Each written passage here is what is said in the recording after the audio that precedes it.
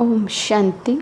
26 जून 2021 बाबा के आज के महावाक्य हैं। बाबा समझाते मीठे बच्चे, बाप की श्रीमत है, इस पुरानी दुनिया से अपना मुख मोड़ लो। जीवन मुक्ति के लिए तुम दैवी मैनर्स धारण करो। प्रश्न है, कौन से मैनर्स बाप के सिवाय कोई भी सिखला नहीं सकता है। बाबा समझाते, पवित्र बनना और बनाना, ये है सबसे बड़ा दैवी मैनर्स। तुम घर गृहस्थ में रहते पवित्र रहो, ये शिक्षा एक बाप ही देते हैं, दूसरा कोई दे नहीं सकता। तुम बच्चों का बेहद का संन्यास है। तुम इस पुरानी दुनिया को ही बुद्धि से भूलते हो। तुम जानते हो पवित्रता की धारणा से बाकी सब मैनर्स स्वतः आ जाते हैं। तो बाबा कहते हैं अभी क्या करना है, हम बच्चों को बेहद का वैराग्य होना चाहिए। इस पुरानी दुनिया से इसको बुद्धि से भूलना है और पवित्रता धारण करनी और करानी है। बाबा कहते पवित्रता ऐसा मैनर्स है जिसके पीछे फिर और मैनर्स स्वतः आ जाते हैं। गीत है, आज अंधेरे में है हम इंसान। ओम शांति। बच्चों ने गीत की एक लाइन सुनी, एक तरफ है सारी दुनिया भक्ति मार्ग वाले और दूसरी तरफ हो तुम बच्चे ज्ञान मार्ग वाले। वे भक्ति की सीढ़ी चढ़ते रहते हैं और तुम बच्चे फिर ज्ञान की सीढ़ी चढ़ते हो, भक्ति की सीढ़ी उतरते हो। बच्चे जानते हैं आधा कल्प से भक्ति की सीढ़ी चढ़नी होती है। भक्ति भी पहले अव्यभिचारी होती है, पीछे व्यभिचारी बनती है। पहले जब हमने भक्ति शुरू की तो केवल और केवल एक शिव बाबा की ही भक्ति की, जिसको अव्यभिचारी भक्ति माना एक को याद करना, एक की भक्ति करना, और व्यभिचारी माना अनेकों को याद करना, अनेकों की भक्ति करना। बिल्कुल ही अंधश्रद्धा में आ जाते हैं, कुछ भी नहीं समझते। गाते भी हैं हम अंधियारे में हैं, सतगुरु बिगर घोर अंधियारा। गुरु तो यहाँ बहुत है, अब सच्चा गुरु कौन है। साधु संत महात्मा भगत आदि सब साधना करते हैं अथवा याद करते हैं, शास्त्र वेद उपनिषद आदि पढ़ते हैं, फिर भी कहते हैं भगवान जब आए तभी आकर हमारी सद्गति करे। सद्गति दाता को ही पतित पावन कहा जाता है। अभी तुम बच्चे घोर अंधियारे में नहीं हो, तुम ज्ञान की रोशनी में आए हो। ज्ञान मिला तो आत्मा रोशनी में आ गई, और ज्ञान के बिना आत्मा अंधियारे में थी, क्योंकि स्वयं को नहीं देख पाती थी, समझ नहीं थी अर्थात कि हम आत्माएं हैं। तो अंधेरे में क्या होता है, जहाँ बहुत अंधेरा हो तो हम स्वयं को भी देख थोड़ी पाते हैं, अपने हाथ को भी उतना क्लियर नहीं देख पाते जितना रोशनी होगी तो देख पाएंगे। दूसरे को भी नहीं देख पाते हैं, चीज़ों को भी नहीं देख पाते हैं। तो बाबा आए, बाबा ने हमें ज्ञान की रोशनी दी, जिससे सबसे पहले हम स्वयं को देखते हैं कि मैं कौन हूँ, आत्मा हूँ, ये शरीर नहीं हूँ। फिर हम अन्य देहधारियों को भी आत्मिक स्वरूप में देखना शुरू करते हैं, वस्तुओं को देखना शुरू करते हैं, ये तो सब नश्वर हैं, तो इनसे भी मुझे अपना लगाव नहीं रखना है। तो हमारी दृष्टि बदल जाती है जैसे ही बाबा आकर हमें ज्ञान की रोशनी देते हैं। इसलिए बाबा कहते तुम्हें मैं अज्ञान अंधेरे से दूर कर देता हूँ। तुम ज्ञान की रोशनी में आए हो, पतित पावन बाप को जानते हो और उनको याद करते हो। जितना जो बच्चा याद करता है और ज्ञान की धारणा करता है, उतना उसका अज्ञान अंधेरा विनाश हो जाता है। क्या कंडीशन बताई बाबा ने, अज्ञान अंधेरा विनाश करना है उसके लिए। बाबा कहते एक तो बाबा को याद करो और ज्ञान की धारणा करो। ज्ञान की धारणा कब होगी, मनन चिंतन से, मंथन से समझ में आएगा ज्ञान की गहराई का। फिर आत्मा में वो शक्ति भरेगी तो आत्मा सभी धारणाओं में ज्ञान की धारणा, माना जो बाबा ने जिस विधि से जो कार्य करने के लिए कहा है उस विधि से हम वो कार्य करें, अर्थात ज्ञान की धारणा होगा। पहले समझें कि ज्ञान की धारणा है क्या, ज्ञान की गहराई है क्या, और गहराई पता चलती है मंथन से। तो बाबा कहते हैं ज्ञान अंजन सतगुरु दिया, अज्ञान अंधेर विनाश। बाबा कहते हैं ये कोई सुरमे की बात नहीं है, ये ज्ञान की बात है। ज्ञान के साथ योग भी रहता है। तो बाबा कहते सुरमा माना ज्ञान अंजन जो कहते हैं, तो बाबा ने कोई सुरमा आदि नहीं आकर डाला, जैसे पहले की बातें होती थी ना कि आंखों में ब्रह्मा कुमारी के पास जाएंगे तो आंखों में ऐसा सुरमा डाल देंगे, अपने वश में कर लेती हैं।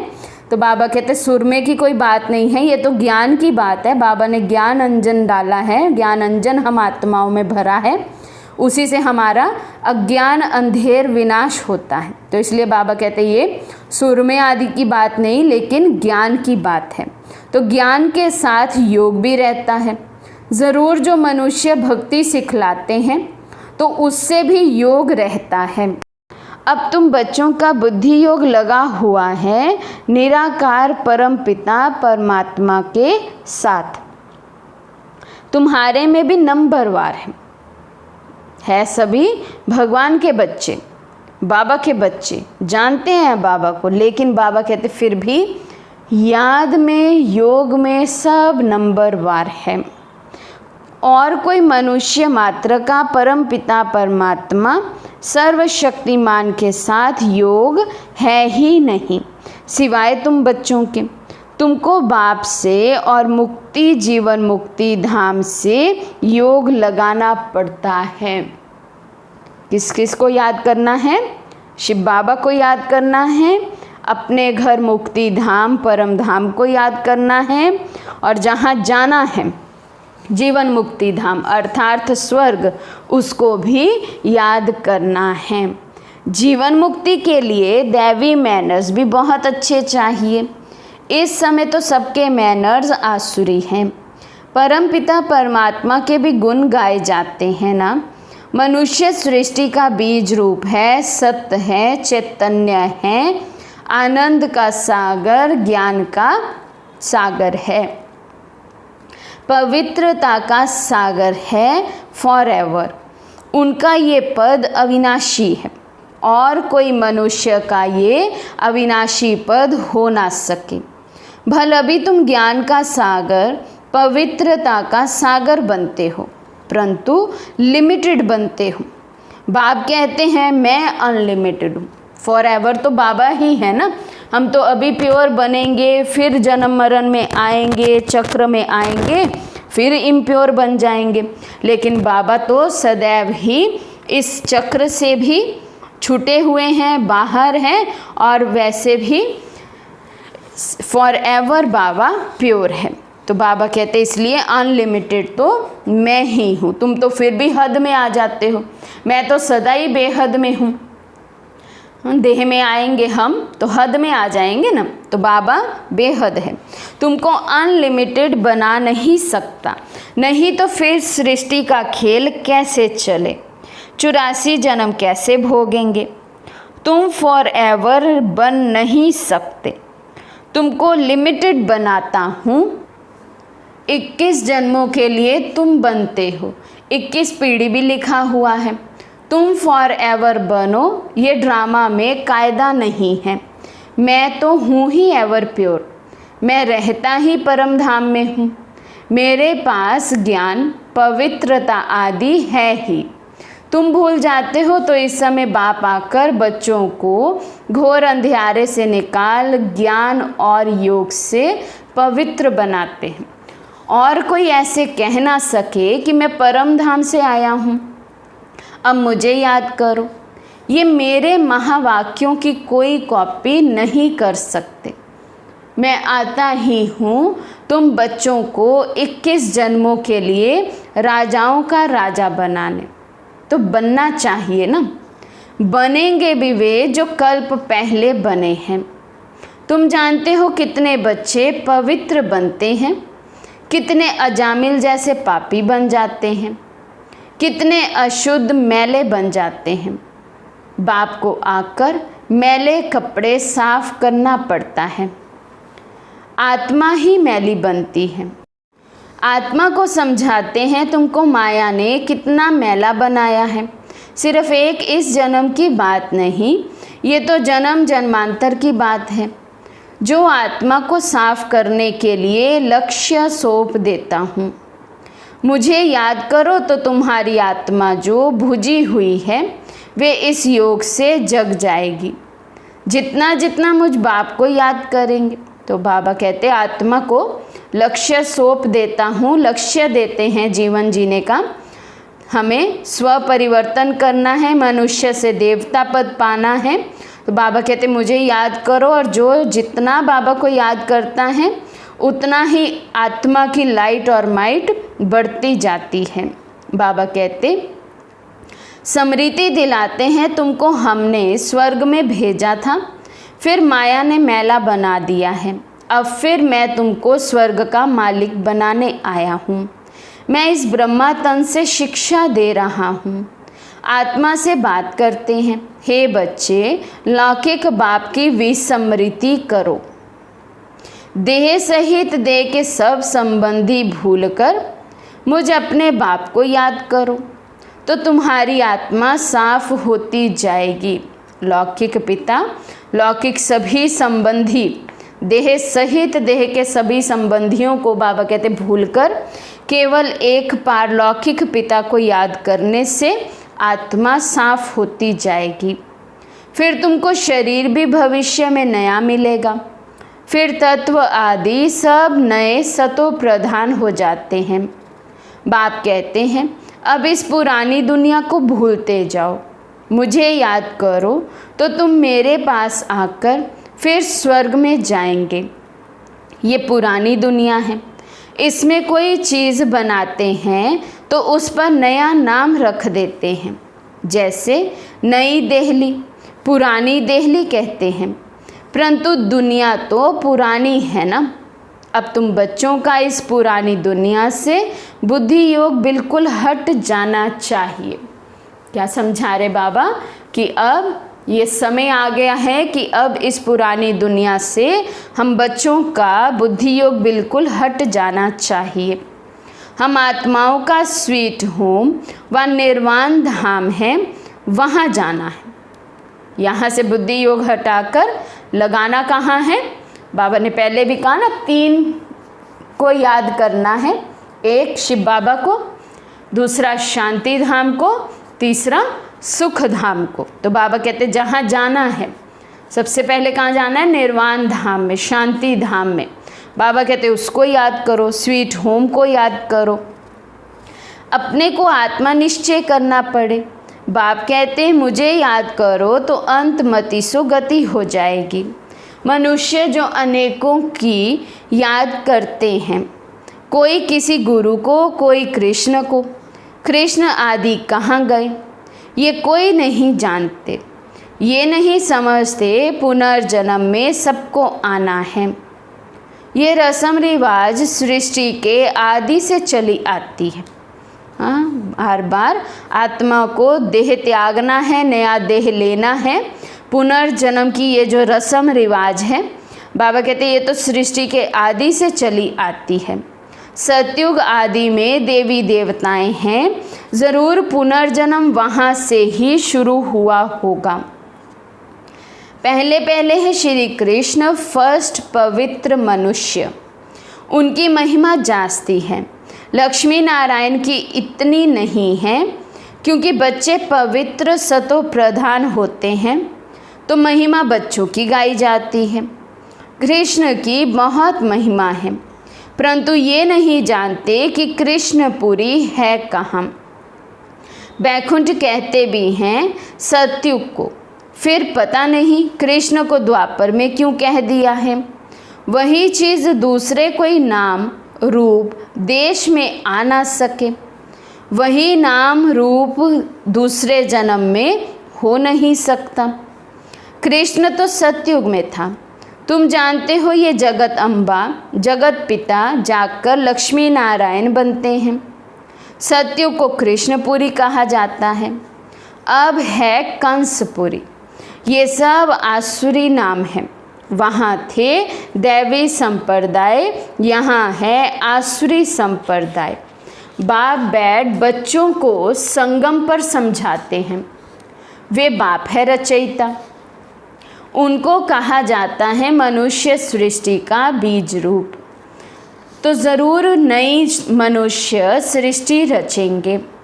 तुम गाते भी हो बाबा आप पतित पावन हो, इस पतित सृष्टि को आकर पावन बनाओ। पावन सृष्टि रच पतित सृष्टि का विनाश कराओ।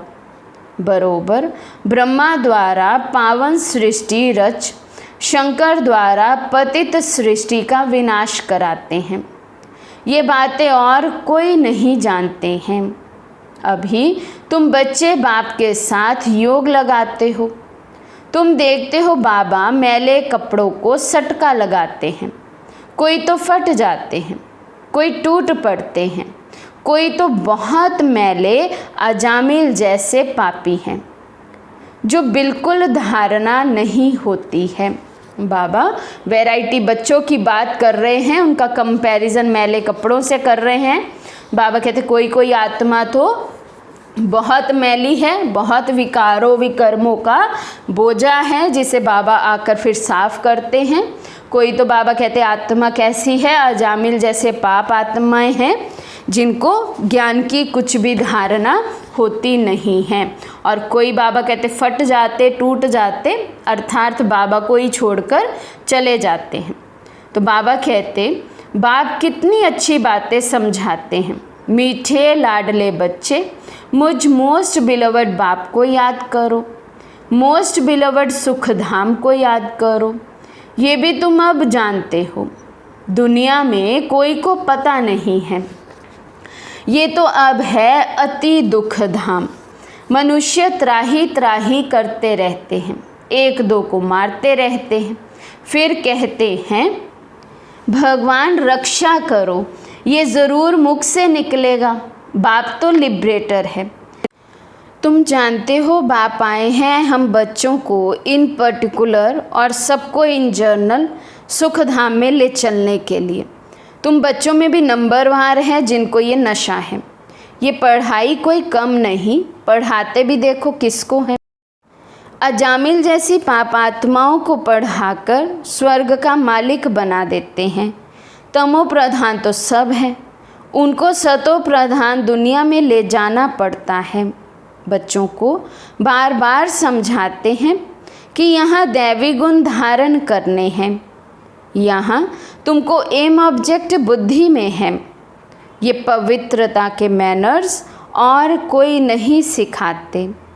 सन्यासी तो घर बार छुड़वाते हैं, यहाँ बाप कहते हैं तुमको घर बार नहीं छोड़ना है, तुमको तो इस पुरानी दुनिया को छोड़ना है। वे है हद का सन्यास, ये है बेहद का सन्यास। उन सन्यासियों को भी कितना मान मिलता है। साधु समाज गवर्नमेंट को भी मत देते हैं। आगे चलकर ये सन्यासी आदि भी तुम माताओं के चरणों में गिरेंगे। माताओं बिगर उन्हों का उद्धार नहीं हो सकता, क्योंकि तुम नॉलेज देते हो। बाकी चरणों में गिरने की बात नहीं है। हाँ, कोई नमस्ते व राम राम करते हैं तो रिस्पॉन्ड तो देना होता है। बाबा भी कहते हैं बच्चे नमस्ते। मैं तुम बच्चों को अपने से भी ऊंच बनाता हूँ।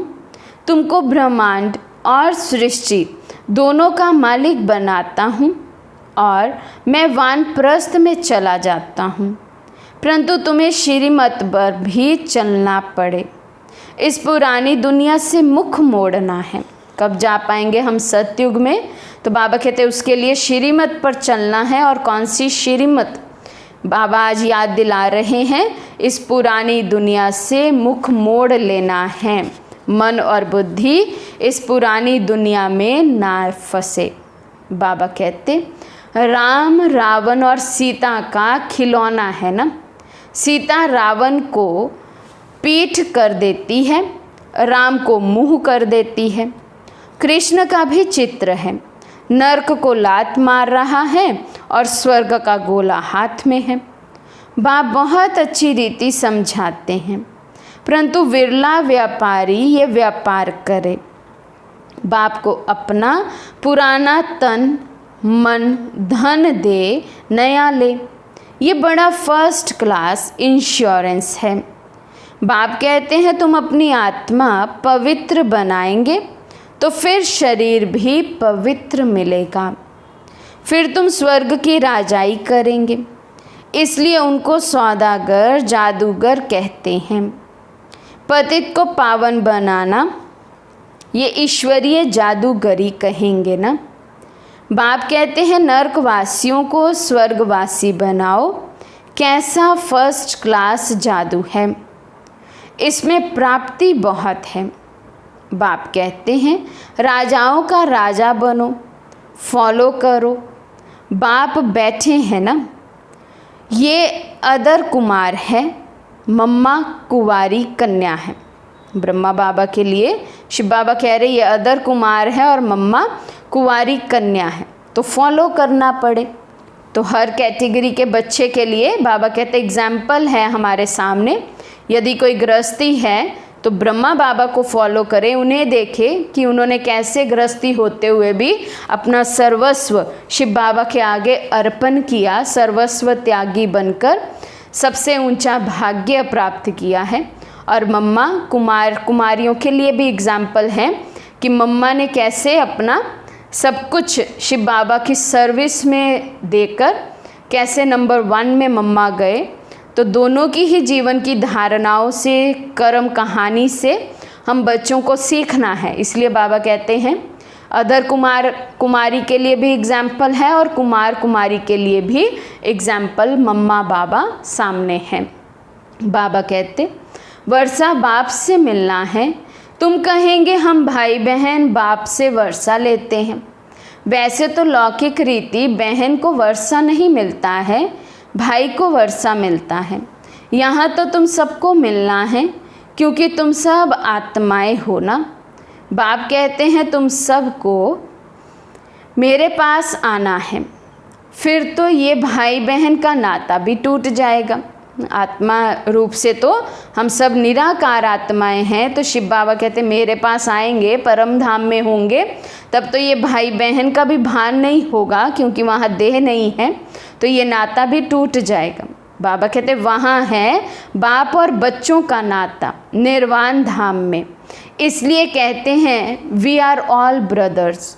अगर ईश्वर को सर्वव्यापी कहें तो फिर फादरहुड हो जाए। अगर ईश्वर सर्वव्यापी है, कहते हैं ना हर एक के दिल में परमात्मा का वास है, हर एक के अंदर में ही परमात्मा है। तो बाबा कहते हैं यदि हर आत्मा में परमात्मा हो फिर तो ब्रदरहुड की, भाई भाई होने की बात ही नहीं, फिर तो सब फादर ही फादर हो, तो फादरहुड हो जाए। तो इस सर्वव्यापी के ज्ञान ने कितना नुकसान किया है। अब तुम बच्चों पास बाप की याद है, बाप को याद करने में ही मेहनत जाती है। ऐसे भी नहीं कि तुमको कोई निष्ठा में बिठाए, तुमको तो लक्ष्य मिला हुआ है। यहाँ तो तुम मुरली सिर्फ बैठ सुनाते हो, योग तो तुम्हारा सदैव रहता है। मुरली सुना फिर चलते फिरते याद में रहना है। हम यात्रा पर जा रहे हैं, जितना हो सके याद में रहना है। 8 घंटा सर्विस करो, वे भी छूट है, बाकी टाइम देना है। 8 घंटा लौकिक सर्विस करो, बाकी जो भी समय है, कल भी बाबा ने कहा था ना 8 घंटा इस ईश्वरीय सर्विस में भी दो, उसके बाद भी जो भी समय मिले उसमें बाबा को याद करना है। तो बाबा कहते मूल बात है ही पवित्रता की। तुम जानते हो ये है कांटों का फॉरेस्ट, 1-2 को कांटा लगाते रहते हैं। अब बाप कहते हैं श्रीमत पर चलो। शिव बाबा भी बात करते हैं, ब्रह्मा भी बात करते हैं, परंतु तुम जानते हो शिव बाबा हमको पढ़ाते हैं। तुम स्टूडेंट्स हो, तुम कहते हो वे हमारा बाप भी है, टीचर और सतगुरु भी है। गारंटी करते हैं तुमको वापस ले जाऊंगा, ऐसे कोई गारंटी कर ना सके। ये बाप ही कहते हैं, गॉड फादर ही सुख देने वाला धर्म स्थापन करते हैं। उस बाप को कोई जानते नहीं है। अगर बाप को जाने तो बाप की प्रॉपर्टी को भी जान जाएं। अच्छा, मीठे मीठे सिकिलदे बच्चों प्रति माता पिता बाप दादा का याद प्यार और गुड मॉर्निंग। रूहानी बाप की रूहानी बच्चों को नमस्ते। हम रूहानी बच्चों की रूहानी बाप दादा को दिल व जान शिकवा प्रेम से नमस्ते नमस्ते नमस्ते जी। धारणा के लिए मुख्य सार। फर्स्ट पॉइंट, एम ऑब्जेक्ट को सदा सामने रख दैवी गुण धारण करने हैं। सतो प्रधान दुनिया में चलने के लिए पवित्रता के मैनर्स अपनाने हैं। बुद्धि से बेहद का संन्यास करना है। सेकंड पॉइंट है, मोस्ट बिलवड बाप को और अपने सुख धाम को याद करना है। इस दुख धाम से बुद्धि का योग निकाल देना है। आज का वरदान है, एक बाप से योग रख, सर्व का सहयोग प्राप्त करने वाले सच्चे योगी व सहयोगी भव। एक बाप से योग रख, सर्व का सहयोग प्राप्त करने वाले सच्चे योगी व सहयोगी भव। जो जितना योगी है उतना उसे सर्व का सहयोग अवश्य प्राप्त होता है। योगी का कनेक्शन अथवा स्नेह बीज से होने के कारण स्नेह का रिटर्न सबका सहयोग प्राप्त होता है। योगी का जो स्नेह है वो शिव बाबा से होता है। शिव बाबा बीज है इस कल्प वृक्ष का। तो बाबा कहते हैं जब बीज से स्नेह है तो उसके रिटर्न में वृक्ष की सभी आत्माओं के द्वारा उस विशेष आत्मा को सहयोग प्राप्त होता है। तो बीज से योग लगाने वाला, बीज को स्नेह का पानी देने वाला सर्व आत्माओं द्वारा सहयोग रूपी फल प्राप्त कर लेता है, क्योंकि बीज से योग होने के कारण पूरे वृक्ष के साथ कनेक्शन हो जाता है। स्लोगन है, पुराने संस्कारों को मेरा कहना, अर्थार्थ पुरुषार्थ को ढीला करना। पुराने संस्कार अर्थात द्वापर से लेकर कलयुग तक जो संस्कार रावण के दिए हुए हैं, मेरे संस्कार नहीं है वो। मेरे संस्कार, मेरे स्वभाव कैसा है, मेरा धर्म स्वधर्म कैसा है, मैं स्वधर्म से ही शांत हूँ। तो आत्मा के जो 7 गुण बताए जाते हैं वही आत्मा के संस्कार हैं। केवल उन संस्कारों को, उन गुणों को हम अपना कह सकते हैं। बाकी जो रावण के दिए हुए संस्कार हैं, पुराने संस्कार हैं, यदि उन्हें भी हम अपना कहते हैं तो बाबा कहते हैं इसका अर्थ है पुरुषार्थ में ढीलापन आना। पुरुषार्थ को हम ढीला कर लेंगे। तो इसलिए पुराने संस्कारों को ये मेरा कहना, इसे भी अभी बंद करना होगा। अच्छा, ओम शांति।